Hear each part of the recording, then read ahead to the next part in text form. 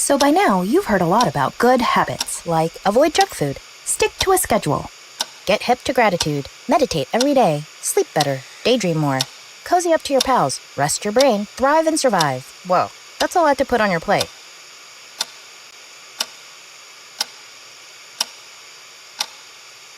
Have you ever noticed that some people seem to make habits stick with very little effort, while others struggle to get past day 3? Maybe you've experienced this yourself. You've set a goal, like working out, journaling, or cutting back on bed rotting. That's lying in bed all day, doing nothing productive. You start out strong, but then life happens, and before you know it, you're back to square one.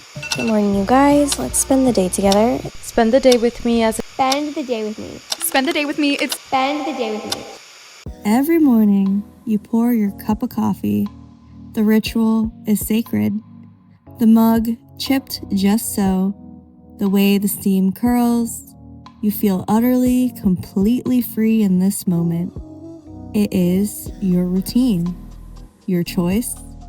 But what if that feeling of personal autonomy, that deep-seated comfort in your daily dance, is itself a meticulously crafted illusion? What if some of the most intimate parts of your day, the ones you cherish as uniquely yours, were actually planted, nurtured, and made to bloom by forces you never even saw? Welcome back to Beyond Surface Level, where we like to question what we are told and reveal what's hidden. Today, we're not just looking at the strings, we're staring at the hands pulling them, right there in the quiet corners of your life. You wake up, not just you, but millions. And for many, that first reach isn't for a loved one or a book, it's for a glowing rectangle.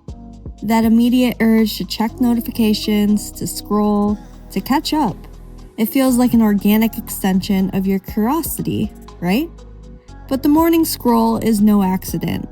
Product designers, behavioral scientists, and marketing teams have spent countless hours engineering notification sounds, feed algorithms, and content loops to make that exact habit feel indispensable. They have fully optimized for your morning brain when dopamine receptors are fresh and your guard is down. It's a precisely choreographed dance, and you're stepping to their beat, not necessarily your own. Consider your diet. The breakfast cereals you grew up with, the healthy snacks you now gravitate towards. The very concept of 3 square meals a day. These aren't timeless human patterns. They are the carefully cultivated garden of convenience and commerce.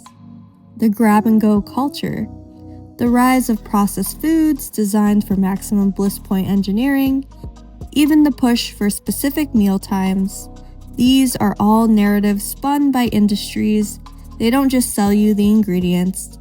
They sell you the idea of a meal, the feelings of a specific snack, making these external structures feel like inherent desires.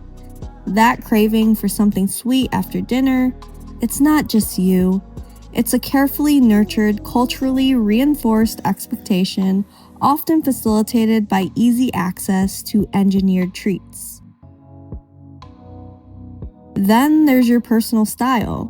It's a statement, an expression of who you are, or is it an echo? The annual seasons of fashion, the sudden rise and fall of hemlines, colors, and cuts, these cycles are meticulously planned years in advance by a surprisingly small number of trend forecasting agencies and major brands. What feels like an organic shift is collective taste and often a deliberate top-down instruction. You walk into the store and it feels like you're making a choice from a vast array of options, but those options? They've clearly been filtered, curated, and presented in a way that guides you towards specific purchases, making you believe you're unique when you're often participating in a widespread, externally driven aesthetic. Even your downtime, your cherished weekends can be subtle extensions of this hidden choreography. The urge to binge watch a new series, the pull towards a specific type of restaurant, or even that feeling you get that you must do something productive with your day off. These often originate from external sources. Streaming platforms use sophisticated algorithms to keep you hooked, creating habits of engagement. Advertising creates a social expectation for certain kinds of leisure, the perfect getaway, the ideal family outing. These are often not purely spontaneous desires, but responses to engineered prompts, making structured consumption feel like authentic relaxation. This isn't about blaming anyone or falling into a rabbit hole of suspicion. It's about recognizing the intricate, often invisible ways our daily lives are shaped. The rhythm of your day, the things you reach for, the choices you make. Many are deeply personal, forged from genuine desire. But others are a sophisticated blend of cultural inertia, corporate strategy, and psychological priming. The goal isn't to demonize convenience or reject every modern comfort. It's simple to understand, to develop a sharper eye when you reach for that phone, when you crave that snack, when you buy that shirt. Pause. Ask yourself, is this my desire, or is this an echo of something else? Awareness is the first step to true autonomy. It's about creating space between the stimulus and your response. It's about listening to your own internal compass, not the carefully calibrated one pointed out by an external hand. The more we understand these forces, the more we can consciously choose which habits serve us, and which we're merely performing because someone else wrote the script.